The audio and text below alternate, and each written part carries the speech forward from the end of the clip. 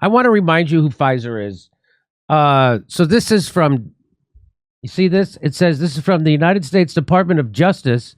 Justice News. I like that. They have their own kind of news outlet thing. It says Department of Justice for immediate release. This is September 2nd, 2009. The Justice Department announces the largest healthcare fraud settlement in its history. Boy, I wonder who that would be. Who that do? Oh, turns out Pfizer. They had to pay, what, $1 million? No. $100 million? No. $500 million? No. $1,100 million? No. $2,100 million? No. $2,300 billion. There it is, right there. $300 million. That's $2.3 billion. That's what that is for everyone playing at home. For fraudulent marketing. Wow, those are some pretty big criminals. I hope they didn't do it while they had a joint in their pocket, because then they'd have to go to prison for 20 years. Okay, here we go. American pharmaceutical giant Pfizer Inc. and its subsidiary Pharma. So watch this. That's important. This is going to come into play. Their subsidiary Pharmacia Upjotted Company Inc., hereafter known as Pfizer, they have agreed to pay $2.3 billion, the largest healthcare fraud settlement in the world, to resolve criminal and civil liability arising from the illegal promotion of certain pharmaceutical products, the Justice Department announced today. Pharmacia, an Upjohn company, has agreed to plead guilty to a felony. Wow. But none of the CEO does not go to prison for that. Believe me, no one goes to prison for that. You know who did go to prison for it? Low-level people who got caught covering up evidence.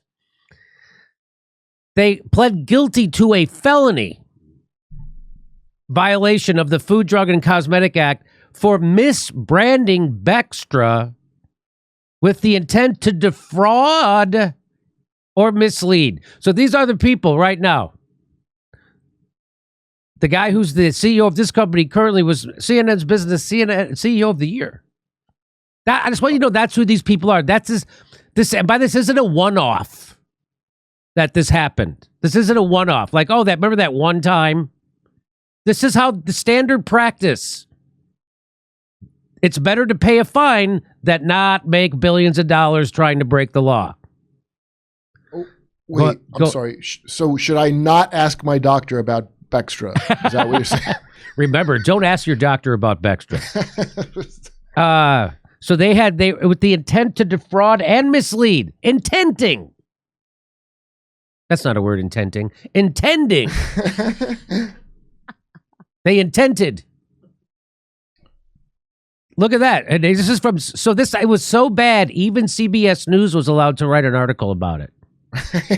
That's how bad. This is the 10 amazing facts about Pfizer's $2.3 billion Bextra settlement. Now, remember how much money, $2.3 billion. That is $2,300 million. $2.3 billion. Wait, I'm sure if you added that loss, they probably still made a profit on Bextra, right? They still made a profit. You know, like I was just watching about Vioxx. Oh, yeah. The company ended up still making a profit on Vioxx, even though they paid a big fine. Yeah. Yeah. The Department of Justice made official today its $2.3 billion settlement with Pfizer over its illegal marketing of Bextra. The announcement is not a surprise. BNet first noted the settlement with Pfizer disclosed it in January. Well, good for you, BNet. Here's 10 interesting facts about the case. In addition to the fine, 6 whistleblowers will receive more than $102 million in the recovery. So apparently they're doing some nefarious shit to the whistleblowers. This case alone impacted more than 10,000 Postal employees on workers' comp who were treated with these drugs, said Joseph Finn, special agent in charge of Postal Service Office. Whose brand name will be tarnished by the company pleading guilty to a crime? Whose brand name is going to be tarnished? Is it Pfizer's? No.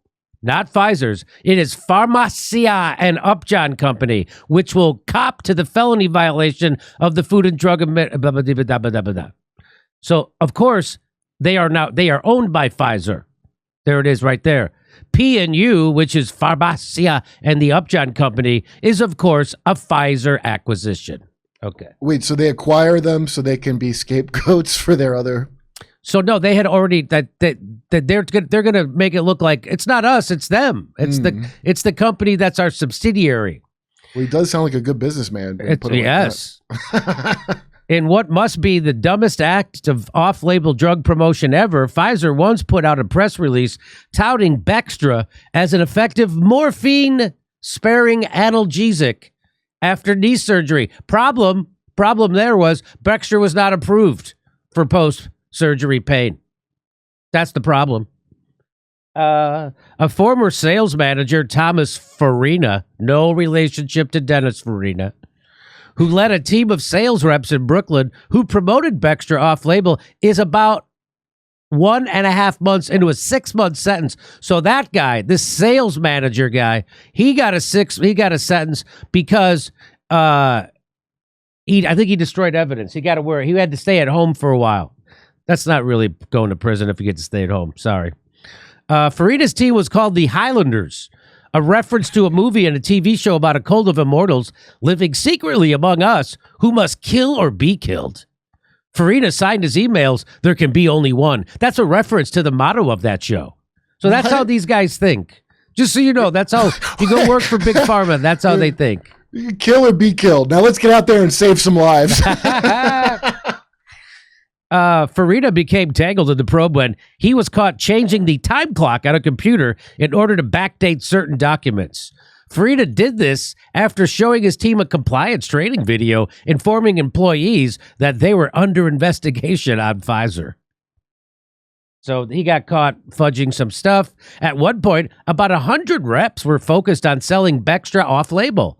Their boss was Mary Holloway, who paid a $75,000 fine and is currently on 2 years probation. So again, no jail time. You pay a fine, and I guess I'm gonna guess she made $1 million a year. All right.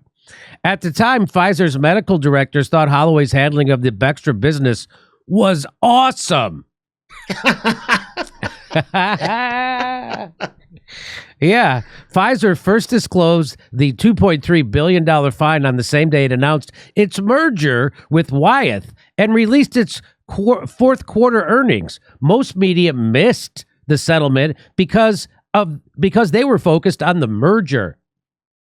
Pfizer also detailed the investigation in several of its quarterly SEC filings, but gave less detail in its quarterly earnings press releases, which comes out before the SEC filings, because people read the press release first, and they tend to be similar to the SEC filings, so no one noticed this. So they see what they did? They buried it. Very smart by Pfizer. Bury the fine. Oh, I just want to let you know, just so you know, I'm going to do a story on this on Wednesday, but this is the headline. Did you know Pfizer, BioNTech, and Moderna are making $1,000 profit every second? Oh, my God. Wow. Every second. While the world's poorest countries remain largely unvaccinated. Just so you know. We're going to do that story on Wednesday. But that's a great story. So it's not about the money. Why don't you give the vaccines to the poor countries? It's not about the money. But why don't you give it to the they don't have refrigerators. Yeah, right. All right, so there. I just wanted to remind people that's kind of who they are.